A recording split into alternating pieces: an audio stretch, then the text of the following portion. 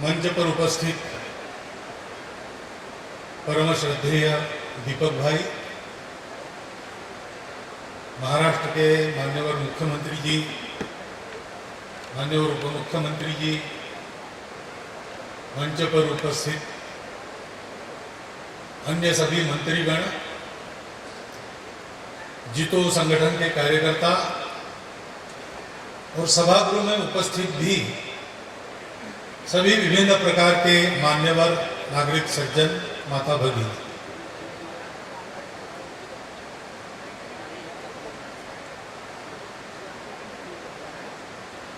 मुख्यमंत्री जी ने बताया 3 महीने पहले नागपुर में एक कार्यक्रम था। Doctor Abaji Thatte cancer institute का लोकार्पण हुआ। बहुत अच्छा काम उनका चल रहा है। इधर उधर घूमते समय लोग बताते हैं, काम तो पहले ही शुरू हो गया था, लोकार्पण रुका था, वो हो गया। उसी समय यहां भी ऐसे अस्पताल का संकल्प है और उसमें मैंने आना चाहिए, ऐसा प्रस्ताव आया और मैंने उसको तत्काल मान्य किया, ये जानते हुए भी कि बहुत व्यस्त प्रवास रहता है, उसमें आड़ा टेढ़ा घूमना पड़ेगा। भी मैं गुवाहाटी में था कल, आज सुबह निकला वहां से और कल मुझे भुवनेश्वर में जाना। तो कोई व्यक्ति गुवाहाटी से भुवनेश्वर भाया नागपुर ऐसी टिकट बनाता नहीं, लेकिन मैंने बनाई, मैंने प्रवास बनाया इसलिए कि ये जो काम हो रहा है वो बहुत शुभ कार्य है, सत्य कार्य है और शिव कार्य। ये जो कार्य है, इसके कारण लोगों का कल्याण होगा, वातावरण अच्छा बनेगा। क्योंकि जैसा कि बताया गया कि मैं कहता हूं, बहुत से लोग कहते होंगे, मैं अकेला नहीं कहता हूं, कि पहले तो जीवन का विचार करते समय रोटी कपड़ा मकान ऐसे चलता था। रोटी कपड़ा मकान जितना आवश्यक लगता है, कदाचित उससे भी ज्यादा आज सामान्य व्यक्ति को शिक्षा और स्वास्थ्य की आवश्यकता ज्यादा है। वो अपना घर बार बेचकर भी अपने बच्चों को पढ़ाएगा, अपना इलाज अच्छे अस्पताल में करवाएगा। लेकिन इन दोनों की जो सुविधाएं हैं वो अपने देश में अपर्याप्त है। इच्छा है स्वस्थ रहने की, इच्छा है सुशिक्षित होने की, परंतु उपलब्ध नहीं है अवसर, साधन नहीं है, विद्यालय नहीं है, अस्पताल नहीं है, जो है वो दूर है और चिकित्सा का खर्चा बहुत ज्यादा है। तो स्वास्थ्य की दृष्टि से विचार करेंगे तो ये आज देश में सर्वदूर जनता की आवश्यकता है कि उनको सस्ती चिकित्सा और अपने पास उपलब्ध हो। इस दृष्टि से पहले तो पूरे महाराष्ट्र में कैंसर का पेशेंट यानी मुंबई में भेजो, टाटा है, ये अच्छी बात है कि टाटा कैंसर इंस्टीट्यूट जैसी इंस्टीट्यूट हमारे प्रांत में, प्रदेश में है। लेकिन सबको यहाँ आना पड़ता था, रहना पड़ता था, दवाई का खर्चा और अलग चिकित्सा का, सब लोग वो कर भी नहीं पाते। तो यह आवश्यकता है कि सबको सहज मिल सके इतनी दूरी पर कैंसर का अस्पताल होना चाहिए। क्योंकि स्वास्थ्य की चिंता तो बढ़ ही गई है, सुविधाएं बहुत हो गई, साधन बहुत हो गए हैं, वैसे देखेंगे तो सुख बढ़ गया, लेकिन वो जीवन शैली उस सुख को प्राप्त करने की ऐसी है कि उसके कारण जीवन में दुख का भी पर्याप्त निर्माण होता है। इन सारे रोगों की जो अचानक बढ़त दिखती है ये लाइफस्टाइल डिसीजेस है, साइकोसोमेटिक डिसीजेस है, और इसलिए सबको इसकी जरूरत है, उसकी सुविधा अधिक निर्माण होनी चाहिए। तो ऐसे अस्पताल नए नए निर्माण होते हैं, लोगों के पास अधिक आते हैं, तो लोगों के लिए वो सुविधा रहेगी। इसलिए ये शुभ कार्य है, सत्य कार्य है। क्योंकि जैसा आपने अभी सुना सभी भाषणों में, मैं पुनरुक्ति नहीं करूंगा, लेकिन एक शब्द आपने बार बार सुना, संवेदना। ये सारे काम उत्पन्न हुए हैं, ये संवेदना में से उत्पन्न हुए। जो काम किए जाते उनकी प्रेरणा अनेक प्रकार की रहती है। एक ये भी प्रेरणा रहती है कि स्वार्थ प्रेरणा रहती है, क्योंकि what goes around comes around, ऐसा नियम है। जो आप छोड़ते हो बाहर, वो वापस आता है अपने पास। तो अच्छा करेंगे तो अच्छा भरेंगे। तो ये तो जन्म और कर्म का नियम है, लेकिन सामान्य व्यवहार में भी तात्कालिक रूप से कुछ अच्छा करो तो अच्छा मिलता है, उस आशा से अच्छे काम किए जाते हैं।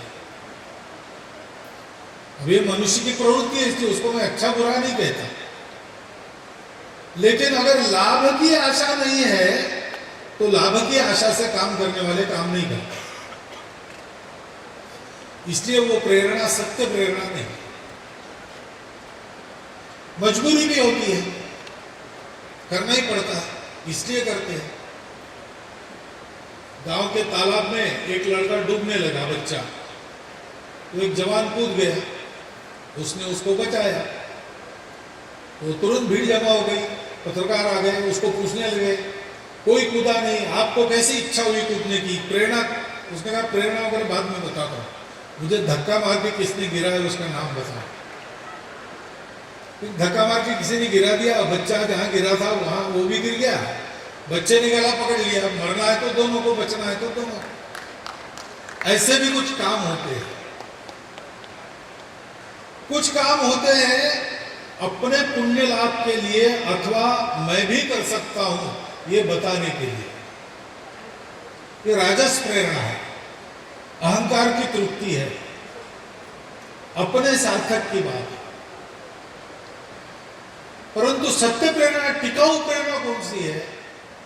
जो संवेदना में से जन्म लेती है। ये संवेदना, अपने यहां पर एक शब्द चलता है मराठी में, पर दुख शीतल, लेकिन बहुत लोग ऐसे होते हैं उनको पर दुख भी शीतल नहीं लगता।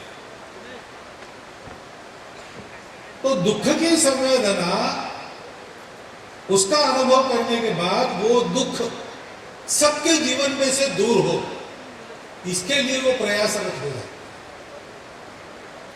उसके पीछे अहंकार नहीं रहता, उसके पीछे एक स्वाभाविक बात रहती। आग लगी और घर में अपना बच्चा फंस गया है, ये जब माता को पता चलता है तो वो दौड़ती है। अब उसको पता है कि अकेले अंदर जाएगी तो खुद भी चल जाएगी, बच्चे को बचा नहीं सकते, ये भी उसको पता है, लेकिन उसकी संवेदना उसको चुप नहीं बैठने देती, दौड़ने पर मजबूर करती। बाकी लोग रोकते तब रुकती है जबरदस्ती। तो स्वार्थ भूल जाते हैं, अहंकार भूल जाते हैं, कोई मजबूरी नहीं रहती। फिर भी आदमी जब काम करता है दूसरों के दुख का अनुभव करके, तो संवेदना करुणा में बदल जाती है। करुणा यानी दया नहीं, दया में एक अहंकार का भाव है, मैं दया कर रहा हूं, वो दया का पात्र है। करुणा ऐसे नहीं है, करुणा दया वगैरह नहीं करती, करुणा अपने कर्तव्य को समझती है, और रूखा कर्तव्य भाव नहीं रहता, वो संवेदना रहती। यह प्रेरणा सत्य प्रेरणा है। राजा रंतिदेव की कहानी है, उसके राज्य में अकाल पड़ा, तो जहां जहां से अनाज मिलेगा जमा करके रोज प्रजा में बांटता था। अपने घर का अनाज तो पहले ही दिन उसने लुटवा दिया, और इसलिए उसके अपने महल में भी खाने को कुछ नहीं रहता। तो राजा, राजकुमार, राजकुमारी, राजपुत्र सब काम में लग गए। 7 दिन के बाद घूम घाम के आए, 7 दिन के भूखे थे। घर में आकर देखा तो थोड़ा सा सत्तू था एक कटोरी में, उसके 4 भाग किए, चारों बैठ गए। थोड़ा सा पानी बचा था, वो भी 4 कटोरी में 4 लोगों ने बांट लिया। और भोजन शुरू करेंगे उतने में एक भिखारी अपने कुत्ते को लेकर वहां पर आया और कहा कि बहुत दिन हम दोनों भूखे हैं, कुछ दीजिए। तो राजा ने अपना सत्तू उसको दे दिया। उसने खाया, उन्होंने कहा बहुत कम है जी, मैं बहुत दिन का भूखा हूं। तो रानी ने भी दिया, राजकुमारी ने भी दिया। फिर उसने कहा मेरे कुत्ते को भी खिलाइए, तो राजकुमार ने भी दे दिया। फिर उसने पानी मांगा, 3 लोगों का पानी ये पी गया, चौथे का पानी कुत्ता पी गया। राजा के आंखों में आंसू आए, तो उसने कहा महाराज आपको दुख देकर मुझे मेरी भूख मिटानी नहीं है, आपको दुख हो रहा तो मैं बंद करता हूं, वापस दे देता हूं जितना बचा है। तो राजा ने कहा कि तू खा रहा है इससे मुझे दुख नहीं हो रहा है, इतने दिन का तू भूखा है, इतना खाके भी तेरा पेट भरा नहीं होगा, अगर तू अब और मांगेगा तो देने के लिए मेरे पास कुछ नहीं, इसलिए मुझे दुख हो रहा है। इस प्रकार की वो सेवा होती है, कितना करना, जितना करेंगे उतना कम लगता है। पूरी ताकत लगाकर सब कुछ करने के बाद भी और कुछ करूं ऐसे लगता है। अपने देश के प्रति भक्ति का भाव प्रकट करने वाला एक गीत है, उसमें भी ऐसा है, तन समर्पित मन समर्पित और यह जीवन समर्पित, चाहता हूं देश की धरती तुझे कुछ और भी दे। ऐसी सेवा जहां होती है वो शुभ है, वो सत्य है, वो शिव है। क्योंकि अभी महाराज जी ने बताया, उन्हीं का अधिकार है बताने का, मैं तो उनकी ही सुनी सुनाई बात आपको कह रहा हूं। सब में शिव है, आत्मा सब में है, उसको जानने की बात है। अपनी सारी परंपरा में, सब पंथ संप्रदायों में उनकी सीख का एक सार है, पहले खुद को जानो। शरीर मन बुद्धि के परे अपना जो अस्तित्व है, जो दुखों से परे है, मृत्यु से परे है, तमस से परे है, उसको जानो।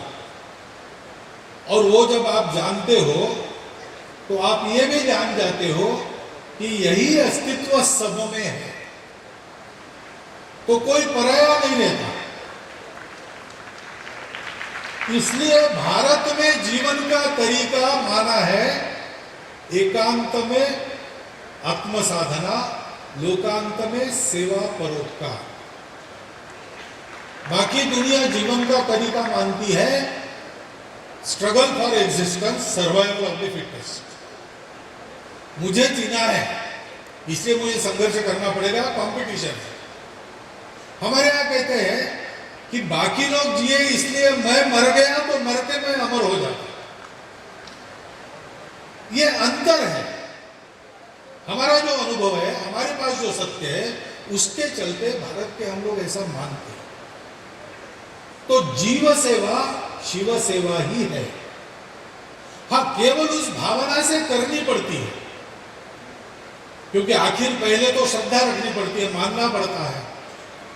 मानने से होता है, नहीं मानने से नहीं होता है। कीर्तन करते थे रोज महाराज जी, ऐसे ही दिन थे और ऐसी वर्षा हो रही थी, मूसलाधार जिधर 2 दिन से जरा नरम है, लेकिन उसके पहले रत्नागिरी में जैसा होता रहा होगा वैसी वर्षा चल रही थी। तो गांव के ही 2-4 लोग आते थे, आसपास के गांव के लोग पहले दिन आए, दूसरे दिन से वर्षा शुरू हो गई, उन्होंने आना बंद कर दिया। लेकिन बाहर गांव की रहने वाली एक बुढ़िया रोज आती थी। तो 7 दिन की वो कीर्तन का कार्यक्रम समाप्त हो गया, सब लोग लौटने लगे, ये बुढ़िया भी लौटने लगी। तो कीर्तन करने वाले कीर्तनकार ने उनको पूछा कि मैं देख रहा हूं इतने पानी में, बाढ़ है आसपास, नदी नाले भर के, तो तुम अकेले कैसे आती हो? गांव के पास नदी, उसको पार करके आना पड़ता है, वो तो उफन के पड़ रही है, पुल पानी के नीचे है। उसने कहा महाराज जी वो तो उपाय तो आपने ही बताया आने का। तो क्या उपाय बताया? आपने कीर्तन में बताया, राम नाम भवसागर को पार कराता है। तो ये तो हमारे गांव की नदी है, उफन के पड़ रही बह रही, तो क्या हो गया? तो भवसागर पार कराने वाला नाम है, उसको मैं लेती और पानी पर चल के आती हूँ। तो कीर्तनकार ने बताया तो गप्पे मुझे हाथ रही, हमारी बिल्ली हम ही से म्याऊं कर रही, ऐसा कभी होता है क्या? तो महाराज जी आपने बताया वही होता है, मैं वापस जाने वाली हूं, आप देख सकते। गए तो बस नदी आ गई, बुढ़िया अपना राम नाम जपते जपते पानी पर चल के उधर चली गई। कीर्तनकार को लगा अरे इतना बड़ा उपाय मेरे पास था इतने दिन, मुझे ही पता नहीं था। उन्होंने भी अपना धोती वोती ऊपर कर ली और राम राम कहते निकले। तो बुढ़िया उस तीर से चिल्लाई, महाराज आप मत आइए, आप डूब जाएंगे। क्यों? तो आपका विश्वास नहीं है? विश्वास नहीं है, मैंने बताया, मालूम है, लेकिन मैं कैसे चल के आई सीधी, आप आने के पहले धोती ऊपर कर रहे हैं, इसका मतलब आपका विश्वास नहीं, आपको लगता है विज्ञान। तो पहली बात तो विश्वास रखना पड़ता है, और विश्वास होता ही है।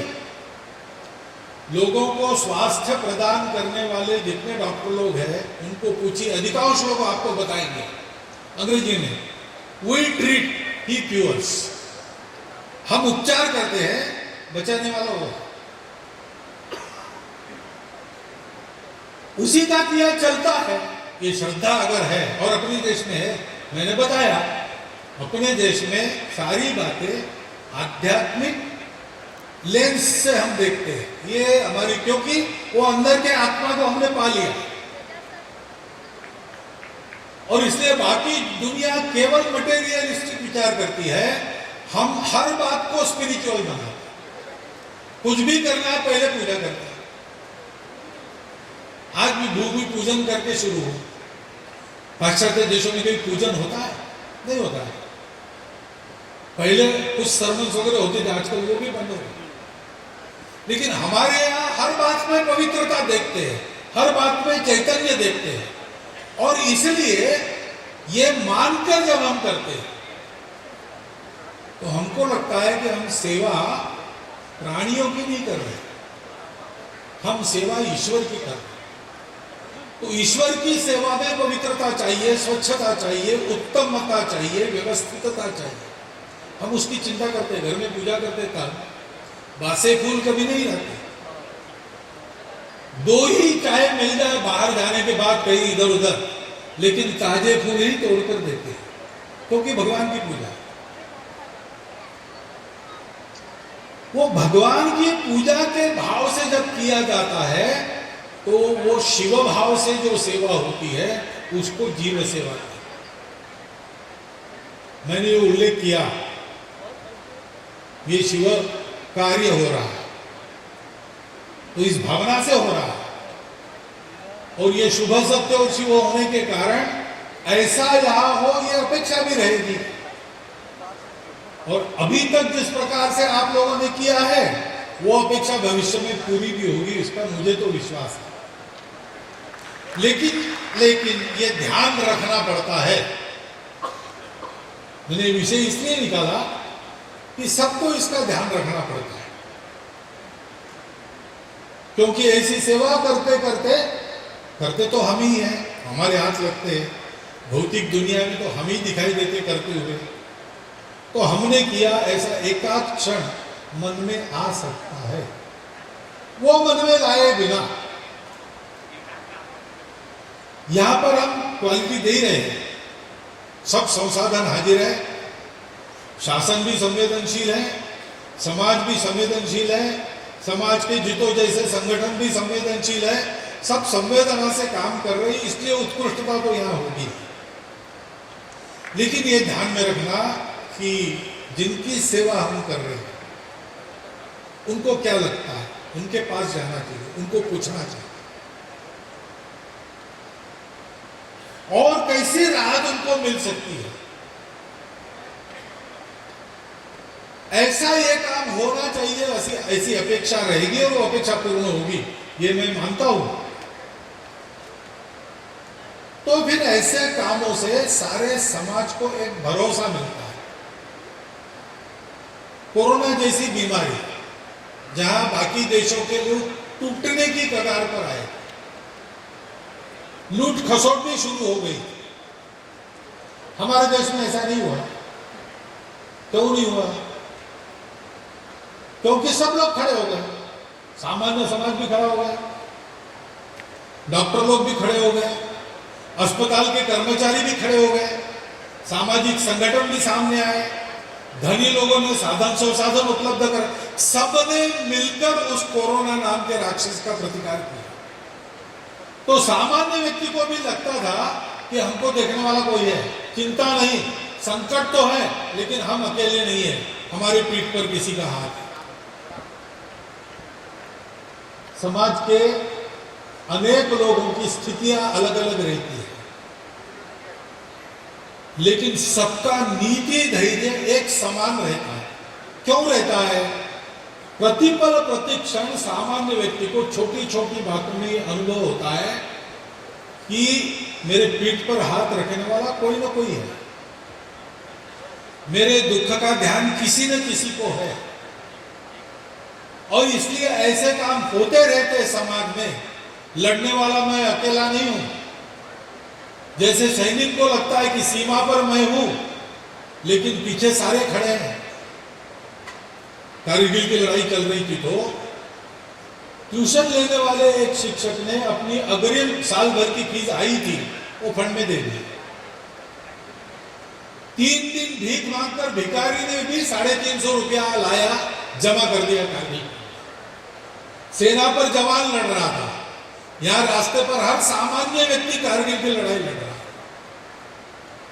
ऐसे जब होता है तो समाज विजयी होता है। उस विजय की हम लोगों को बहुत आवश्यकता है। हम जानते हैं बहुत शतकों से हम लोग दुनिया के पिछले राष्ट्रों में, दबाए जाने राष्ट्रों में शामिल थे। अब स्वतंत्र होकर 75 वर्ष हो गए। हमारे स्वतंत्रता की शताब्दी के समय सबकी इच्छा है कि भारत विश्व का सिरमौर देश बने। उसके लिए मेहनत करने के लिए सब तैयार है। ये आह्वान होता है तो ऐसा देश का कोई व्यक्ति नहीं जो खड़ा नहीं हो, परंतु उसको भरोसा चाहिए कि मैं अकेला नहीं हूं। और ये शिवभाव से ऐसी जो जीव सेवा चलती है वो लोगों के मन में ये हौसला उत्पन्न करती है कि हम अकेले नहीं। और इसलिए मैं कहता हूं कि ये अस्पताल का यहां आज होना और उसी समय यहां मंदिर का निर्माण होता, ये 2 काम नहीं है। मुख्यमंत्री जी ने कहा 2 अच्छे काम हुए, 2 नहीं, एक ही अच्छा काम है। ये दोनों एक ही बात है, क्योंकि जीव और शिव एक ही बात है। और इसलिए एक ही अच्छा काम हुआ है और एक बाकी है, वो कौन सा क्या कब वो आप तय कीजिए और कीजिए। उस समय भी अगर आप बुलाएंगे तो मैं आऊंगा। ऐसे अच्छे काम होते चलते हैं, उससे समाज बनता है, समाज बढ़ता है। और सौभाग्य की बात है आज हम ऐसे समय में यहाँ पर बैठे हैं कि ऐसे अनेक काम हो रहे हैं। मैं हमेशा कहता हूँ कि अपने देश में जितना खराब होता है, ऐसी चर्चा होती है, उससे 40 गुना ज्यादा कम से कम अच्छा हो रहा है। तो घूमते समय में देखता हूँ, जो आंख और कान खुले रखकर घूमेगा उसको ऐसे दिखेगा। बड़े से बड़े व्यक्ति भी अच्छे काम कर रहे हैं, सामान्य अज्ञे से व्यक्ति भी अच्छे अच्छे काम कर रहे हैं, बिना कीर्ति की आशा के, बिना पुण्य की आशा से, बिना किसी भय के, मजबूरी के, स्वार्थ के। केवल अच्छा करने से अपना जीवन अच्छा होता है, मनुष्य का जीवन बनता है, इसलिए करते। और उसी कड़ी में आज का ये काम इतने सारे लोगों के हाथ लगकर जैसे गोवर्धन उठता है सबकी लकड़ियों पर वैसे उठा है, और वास्तव में जिसकी उंगली लगती है उसका मंदिर भी यहाँ पर हुआ है। तो ऐसे शुभ अवसर पर टेढ़ा रास्ता करके मैं न आता तो मैं ही एक अच्छे अवसर से वंचित रह जाता। इसलिए मैं आपका धन्यवाद करता हूं कि आपने मुझे निमंत्रण दिया, यहाँ उपस्थित किया, और आप सब ने सब बता दिया। उसके बाद भी कुछ बोलना था, इसलिए कुछ बातें मैंने आपके सामने रखी, वो आपने शांतिपूर्वक सुन ली। आपके इस उपक्रम को मन से तो शुभकामना दे ही रहा हूं। इसमें अगर संघ के स्वयंसेवकों का कोई सहभाग बन सकता है तो संघ के स्वयंसेवक उसके लिए तैयार है, ये भी बताता हूं। और आप सबको धन्यवाद देता हुआ मेरे 4 शब्दों समाप्त करें।